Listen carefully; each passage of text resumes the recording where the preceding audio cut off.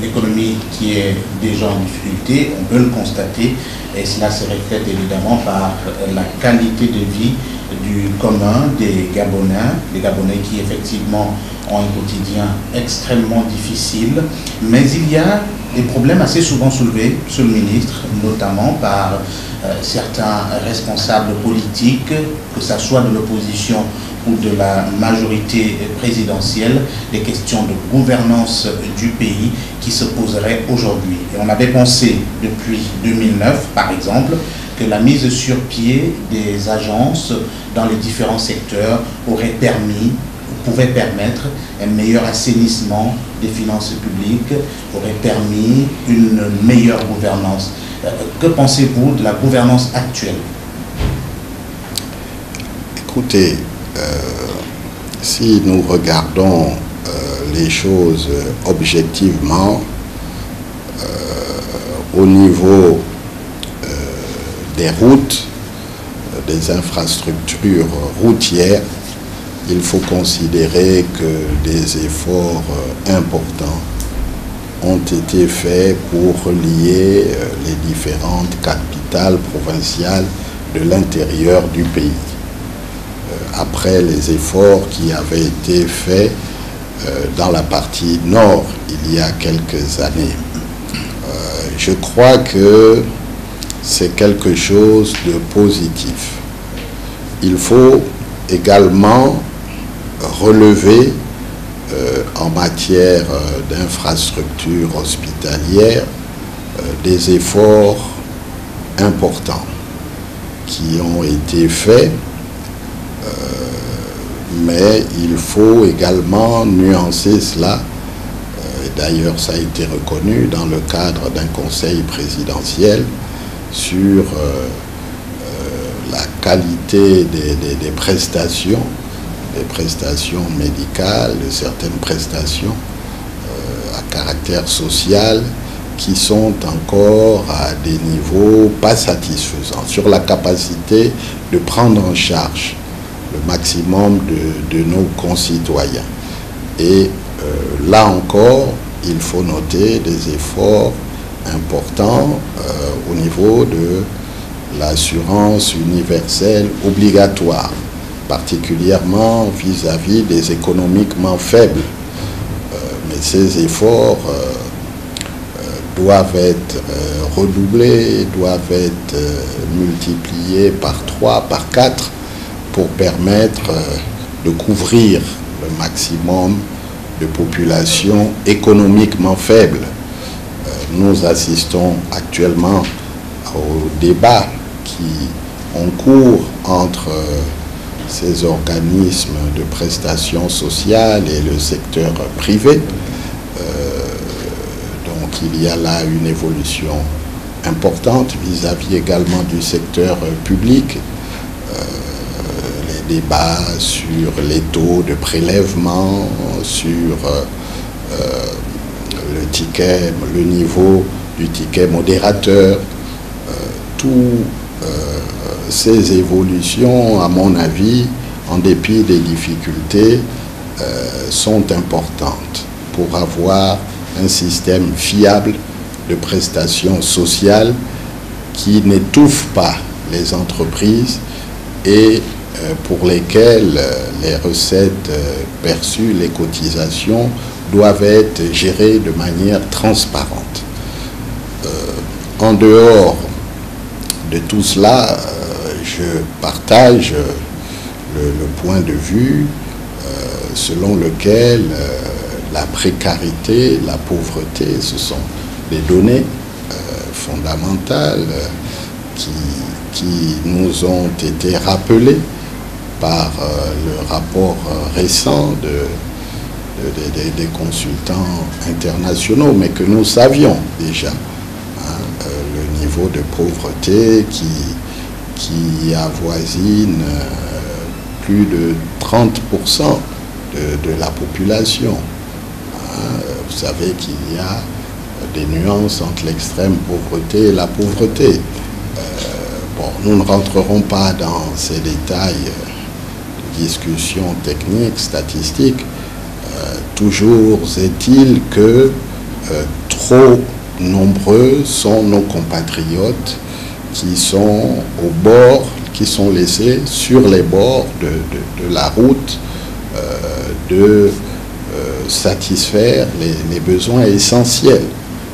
Les besoins essentiels qui sont l'éducation, qui sont la santé, la possibilité de se soigner dans de bonnes conditions, la possibilité d'aller à l'école, de pouvoir avoir des établissements scolaires, des lycées, des universités, des écoles spécialisées, une formation professionnelle de qualité, la possibilité de s'alimenter de manière équilibrée, dans de bonnes conditions, toute une série d'éléments qui permettent aux citoyens de disposer d'un logement, de l'eau, de l'électricité. Et mon expérience d'élu national me permet chaque jour qui passe de partager les difficultés, la détresse de nos populations. Donc l'accent doit être mis pour résoudre ces problèmes, ces difficultés, ces besoins sociaux qui, à mon sens, sont prioritaires. Donc tous les efforts doivent être mis en œuvre pour que ces discussions, ces débats actuels trouvent des solutions qui soient durables et qui permettent effectivement de répondre à la demande sociale. Je crois que le pacte social tel qu'il a été proposé tel qu'il a été instruit, décidé par le président de la République, doit rentrer pleinement dans sa phase de concrétisation. On ne peut plus rester dans les promesses, dans les annonces. Il faut, malheureusement, de plus en plus, avec moins de ressources, pouvoir tenir les priorités sociales. Et je crois que c'est le sens des orientations. Maintenant, tout cela s'est décidé à un certain niveau. Il faut que cela se traduise concrètement au niveau de l'assiette, de la famille, du panier, de la ménagère, au niveau des prestations sociales.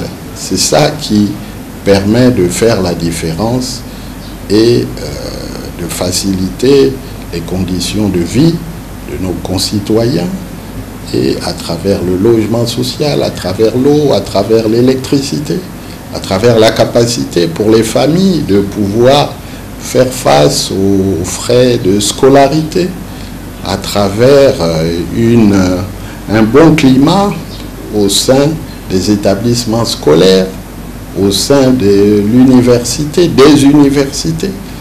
C'est de tout cela qu'il s'agit au niveau de la table des négociations. C'est la raison pour laquelle l'État doit être exemplaire, parce que nous sommes un petit pays.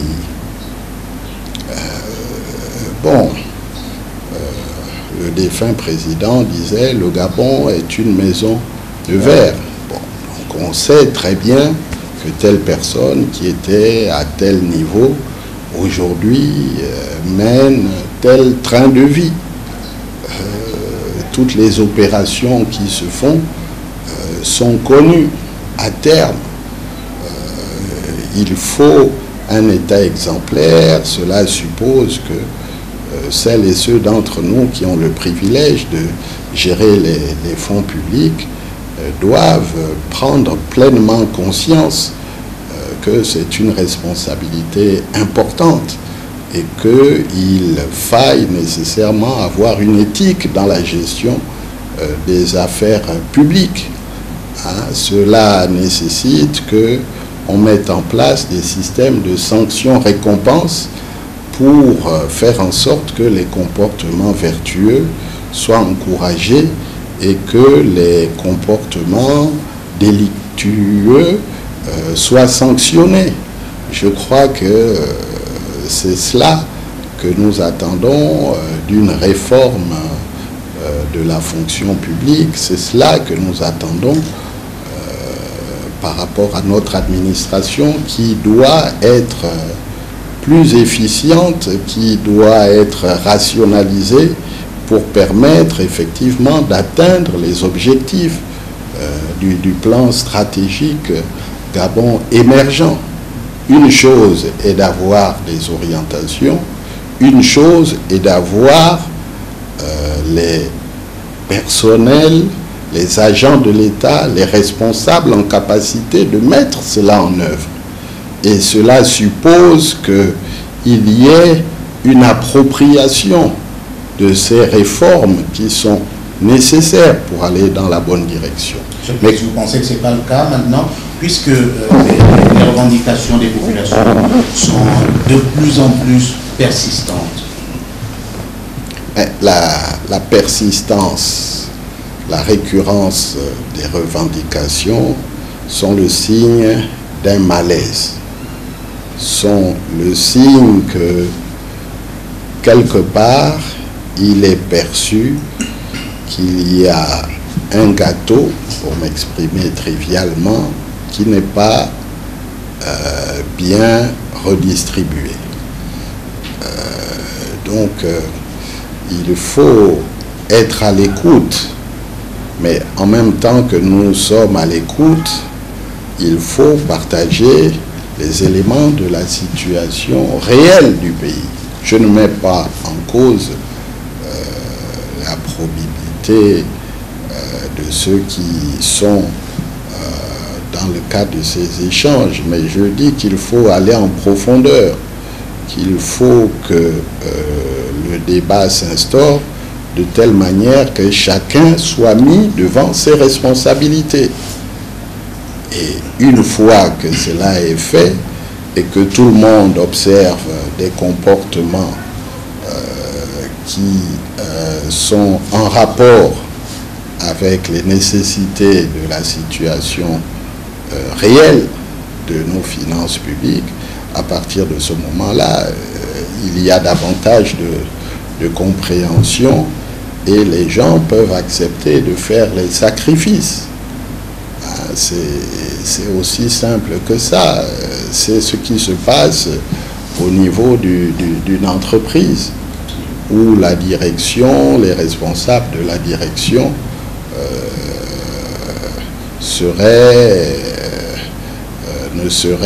n'établiraient pas un dialogue social approfondi avec les salariés et qui savent parfaitement tout le travail qui est fourni pour permettre à l'entreprise de pouvoir dégager des marges de rentabilité. Voilà, donc je crois que c'est plus facile à dire qu'à faire, mais il faudra bien que nous puissions y arriver. Et c'est ça qui doit nous intéresser dans le cadre du débat démocratique, parce que c'est ça qui intéresse les Gabonais. Justement, Monsieur le ministre, c'est cela qui intéresse les Gabonais. Nous tirons malheureusement à la fin de cet entretien, mais quand même, on va évidemment vous poser encore quelques questions.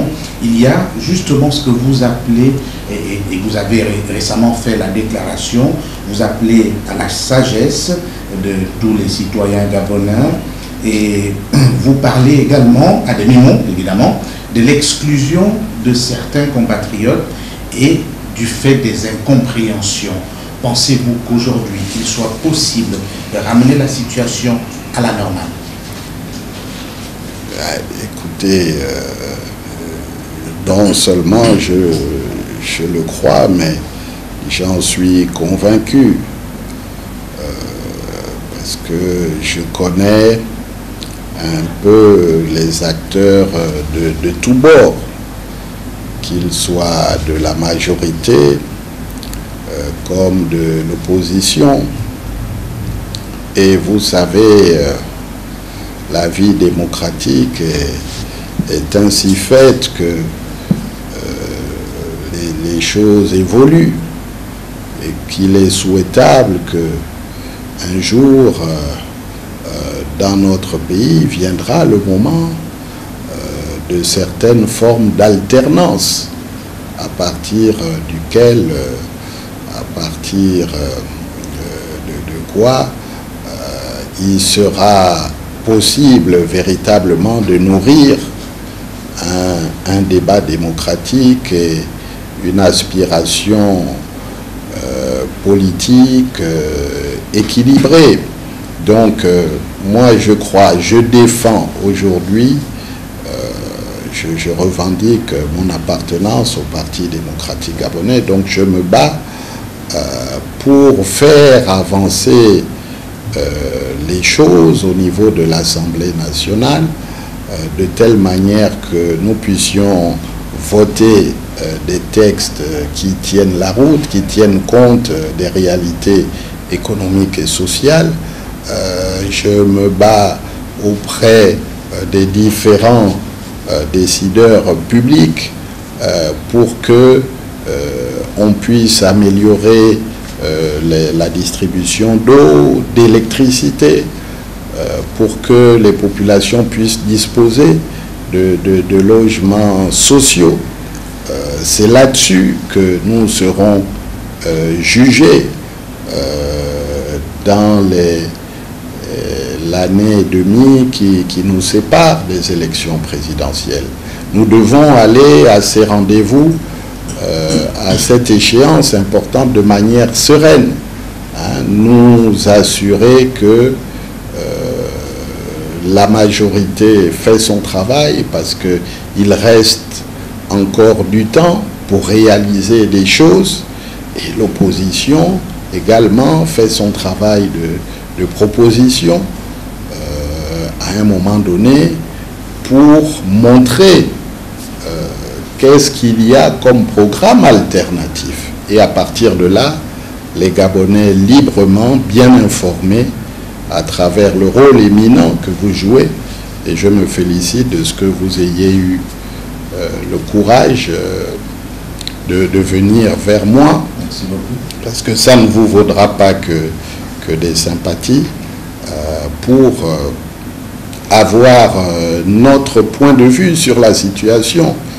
Alors, ce que j'ai voulu dire essentiellement, c'est qu'il y a des aspects positifs qui ont été accomplis au cours des 5 dernières années, mais il y a également beaucoup de difficultés, et il y a des domaines dans lesquels il y a des insuffisances. Et nous devons nous rassembler, nous devons nous unir, nous les représentants de la majorité d'aujourd'hui, pour expliquer, pour être à l'écoute, pour faire preuve d'humilité, pour faire preuve de dialogue, pour faire preuve de simplicité, pour résoudre les problèmes des Gabonais. Il en va de la crédibilité de la classe politique, toutes tendances confondues. Sinon, nous ferons le jeu des extrêmes et c'est notre pays qui sera perdu. Monsieur le ministre, avant-dernière question, vous avez au cours de vos récentes déclarations parlé appartenir, vous avez dit appartenir à un certain PDG, le PDG, je vous cite, où nous avons des valeurs. Existe-t-il un autre PDG? Je vous vois venir. Écoutez, le PDG, le Parti démocratique gabonais, est un parti organisé, est un parti structuré et au sein duquel il y a un débat démocratique. Il se trouve que nous pouvons, entre militants d'un même parti, avoir des sensibilités différentes. Pour ma part, je pense que les valeurs du parti sont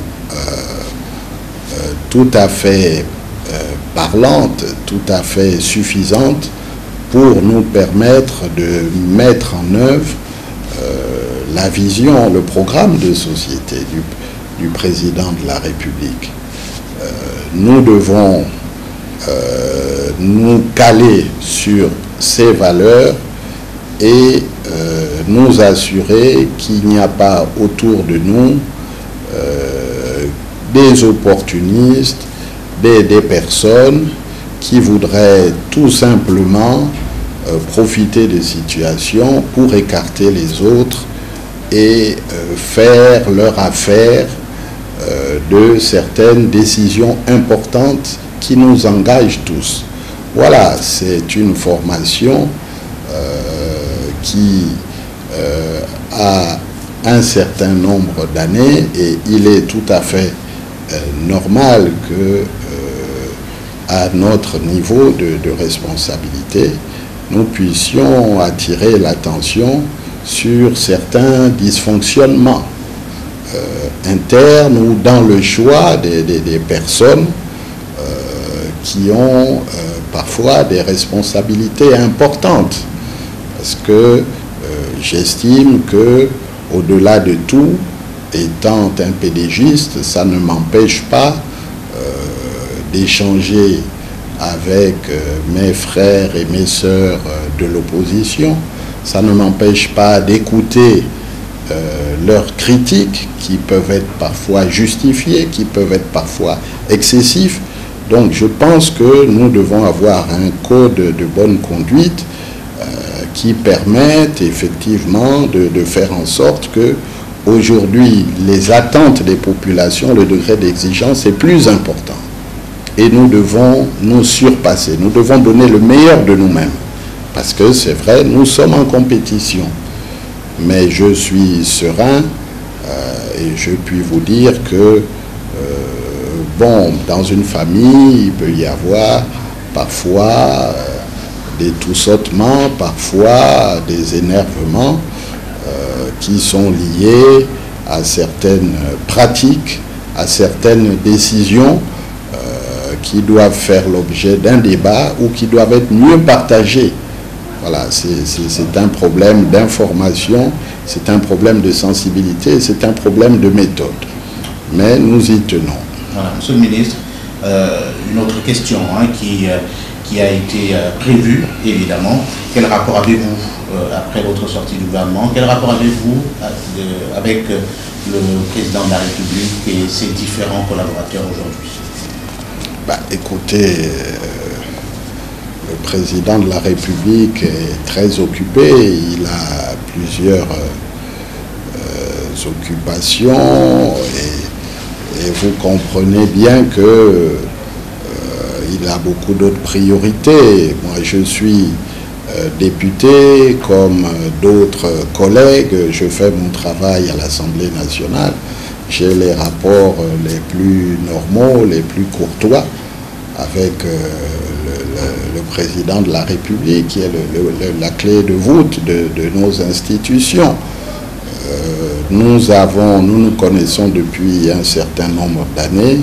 Il connaît ma liberté de ton, il connaît ma liberté de langage. Il sait que lorsque je m'engage quelque part, je suis quelqu'un de déterminé. Il connaît mon degré de loyauté. Donc je n'ai pas de problème, si vous voulez, particulier avec le président de la République, si ce n'est que je lui demande de persévérer, je lui demande d'être à l'écoute et je lui demande surtout de sanctionner là où ça ne va pas,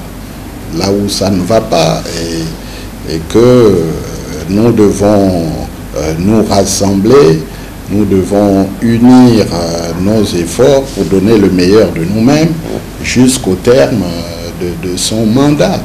Je crois que c'est cela qui est important. Monsieur le ministre, voilà. Avant de terminer, avant votre mot de la fin quand même, il nous a permis également de vous poser cette question.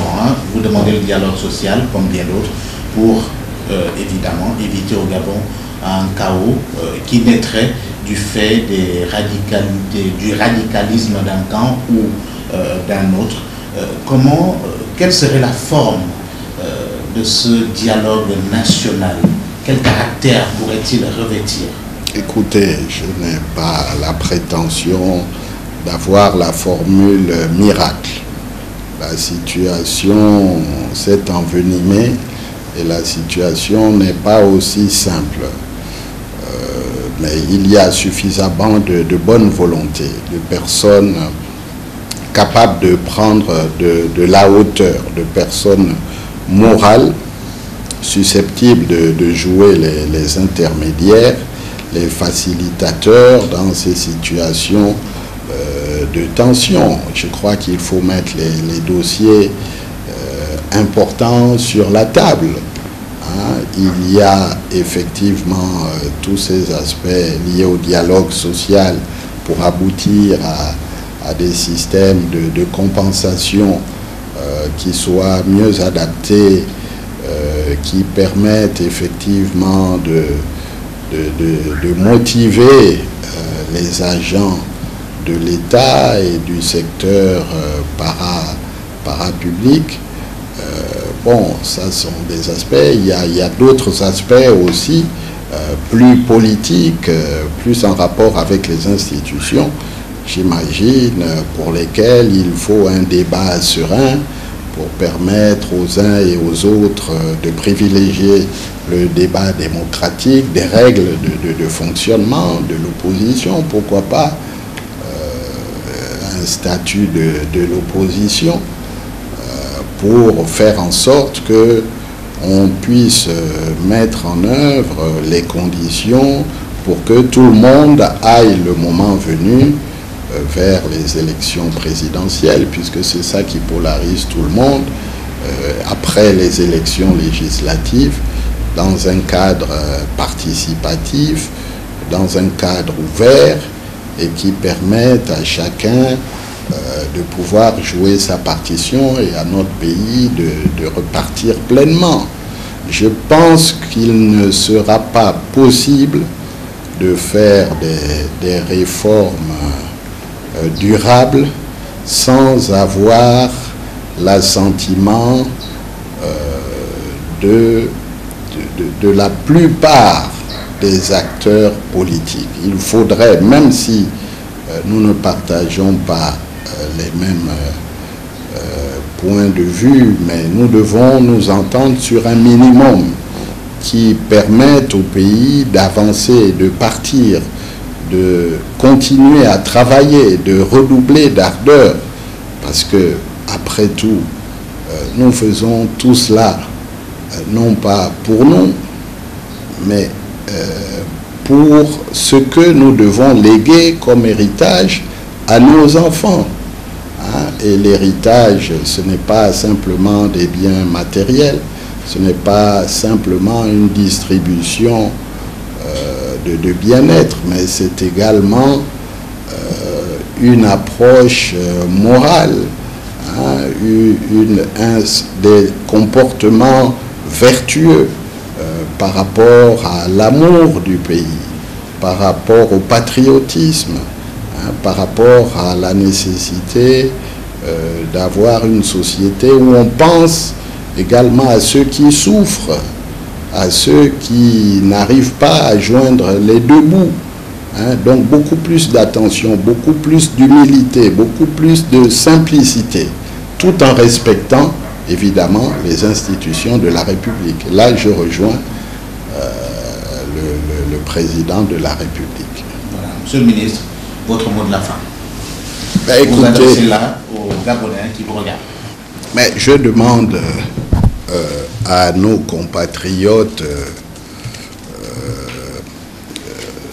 de rester sereins.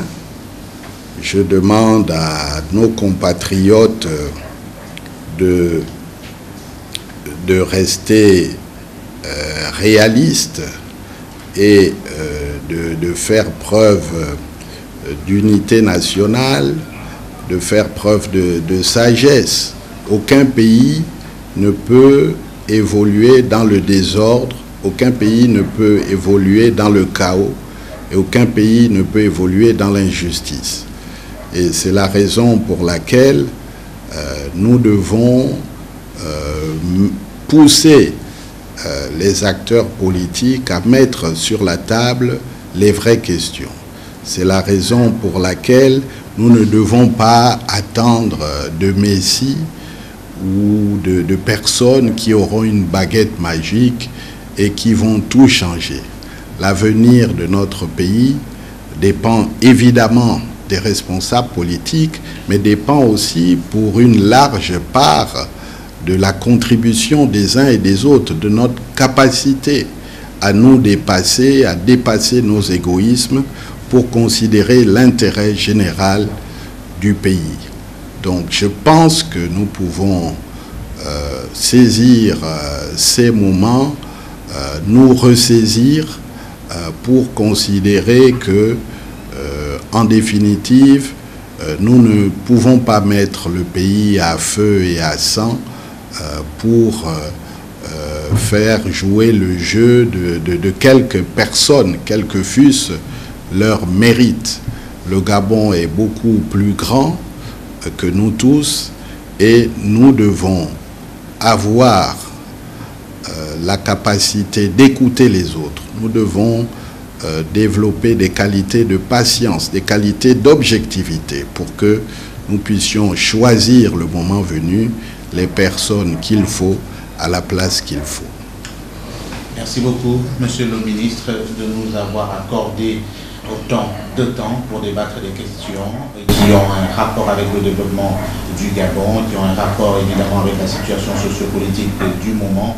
Nous en avons parlé, nous avons également parlé d'économie, et nous avons parlé de votre carrière politique. On se retrouve la semaine prochaine, sinon les prochaines semaines, avec sans doute d'autres invités comme le ministre ici, qui pourraient évidemment nous donner leurs avis sur la question relative au Gabon. Merci.